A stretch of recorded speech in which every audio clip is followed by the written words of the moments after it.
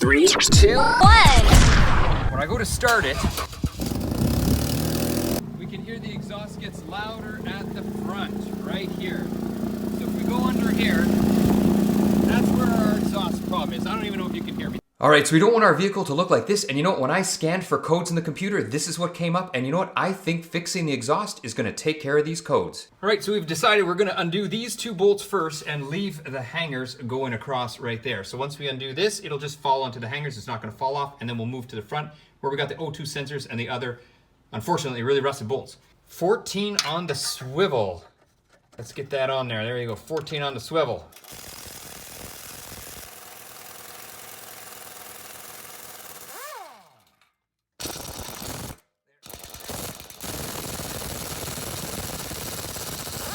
So you can see now that this is nice and loose, and I'm just gonna take out this one long bracket right there.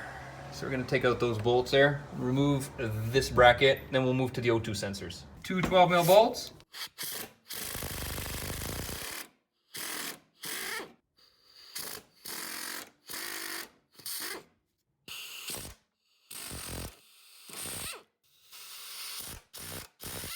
Okay, so you can see me using this oxygen sensor tool, and obviously this won't work because it's not deep enough. It is the wrong tool. The tool to use is the one up on the left. That's the one, and I actually had one, so just my bad on that. You don't need to cut it. 3, 2, 1. Gotta love that 3, 2, 1. Maybe I'll try to even put it in another video if I can, because I just really like it. Anyway, let's move on. So maybe it wasn't such a bad thing that I actually cut this and didn't use the other tool, just because the oxygen sensor I found was really tight. So this tool just was able to give me a lot more leverage. So maybe it was a blessing in disguise. So what's next is these front bolts. So I gotta get the front bolts off. And what I normally do most of the time is I just grind them off, and then I'll use an air hammer to push them out. Obviously make sure you're protecting yourself and you're wearing proper safety gear. And there you can see there's air hammer, one of my favorite tools, and it just pushes them out like nothing. All right guys, 12 on the swivel.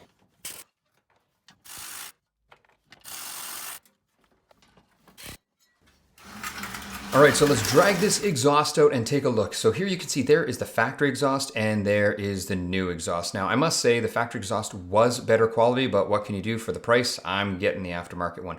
Now, I did tape them up a while ago. It was actually quite a while ago. I'll throw up the link, and you know what? The tape held up for quite some time. So I was really, really impressed. But the problem is the exhaust is at the point now where, look at this. You just give it, you know, a twist and it just falls apart. So it just really, really needs to be replaced. So here's the new exhaust. My trick now is to get this center support in, because this way the exhaust will balance on the center support, and it's actually really, really easy to maneuver. And you'll see me now when I'm taking my ratchet, I'll speed it up because we don't want to waste all day here, but I'm gonna go around and I just snug everything up. And then what I'll do is I'll go over all the bolts again, tightening them kind of like in a crisscross pattern or whatever. And this way I can ensure that the bracket is tightened evenly. I don't know how important it is on something like this. We're not talking a cylinder head, but you know, it's just good practice. The other thing is make sure you use some anti-seize on the bolts. I do that all the time because when I took out the bolts here, you can see how rusty they are. So you want to make sure that they're not rusty going back in, just to give yourself some extra life. If, you know, you never know, you may be the person taking it out again, and that's how I do a lot of my jobs. I always treat them as if I'm the next guy that has to take it apart, so I always make sure that I put them back together. So anyway, now if we are looking, we're at the front of the engine, and I did a little bit of a whoopsie here, but I'm gonna show you what happened, just so you know. You can see there's the gasket, and then I put some of that goop, exhaust goop on to hold it. But then when I tried putting the pipe together, the gasket kept kind of falling out, and it didn't really go in the groove, and the groove was pretty small. So what I did is I put it on the other side, so you could see there is the groove, and then now I can make sure that it's all lined up when I tighten it up. Now, next up, we are going to do what mechanics call the exhaust donut, and that's because the gasket actually looks like a donut, and get new bolts. The reason you should get new spring bolts is if you look at the new ones, I'll take the spring off. You can see how hard they are to put in. There's the length of the factory bolts. They're a little bit shorter. So if you think putting the new one in is tough, try putting in the old one, because they are a little bit shorter. If you line them up, you can see there. Here's another shot. And the other thing about this factory spring bolts is usually the threads, you can see they get smaller on top because they rot away. So the problem is starting them again. So it's much easier just to use a new bolt that's slightly longer. Okay, so now we got to put the oxygen sensor back in. So obviously I'm going to put anti-seize in. You can see here where I cut it, and then what I'll do is I'll just squeeze this back close together with my hand, but this way at least my tool can get in. Now, I counted the amount of turns that it comes out. It's roughly 3 turns. So obviously if we put it in now and we tighten it 3 turns, this wire is going to be twisted because you can see there it's just, you know, it's sealed, it can't move. So what we're going to do is we're going to turn it back 3 times, put it in, and then by the time we tighten it up, 3 full revolutions, there should be very little tension in this wire. Let's straighten it out. There we can see. We'll have our wires straight. There we go, pretty straight. Now we're gonna go back. So there's that, so let's go back. 1, 2, actually we can go 3, doesn't matter. 3, that's enough.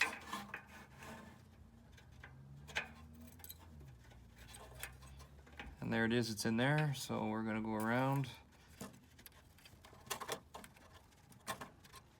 There's 1 full turn. There's 2 full turns. We should be around 3.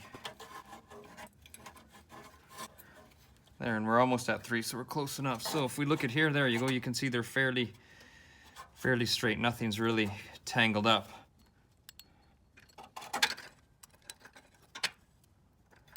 And these don't have to go tight at all. You can actually see from me doing that. I've actually, now this thing won't even spin anymore, it's bottomed.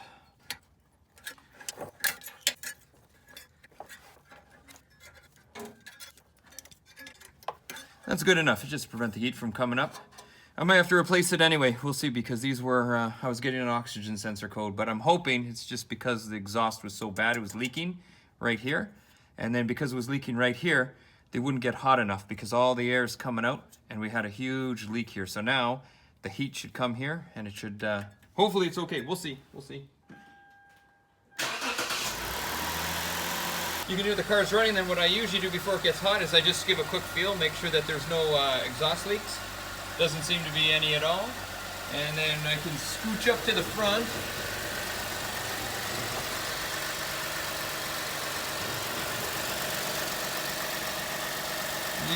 Ooh, getting hot there. And no exhaust leaks. And the other side here too. No exhaust leaks. So that is it for the job, and in case you're actually wondering, no, the check engine light did not come back on, so we were able to fix it just by replacing the exhaust. So that was absolutely awesome. Now, normally I always show what tools you need at the end of every video, but exhaust, it's kind of different. It's kind of funny because A, it's an older vehicle, so the exhaust may have been replaced before, and B, a lot of bolts are rusted, so the actual sizes don't fit sometimes, and you just gotta cut them out like you saw. So if you're gonna plan on doing exhaust on your Lexus, what I would highly recommend to do is have a good assortment of tools, and power tools definitely help. So if you have access to an air hammer, grinders, stuff like that, it really does make the job easier. Anyway, hopefully you've enjoyed the video. Any questions, leave them below. GarageKing over and out, and I'll see you next week.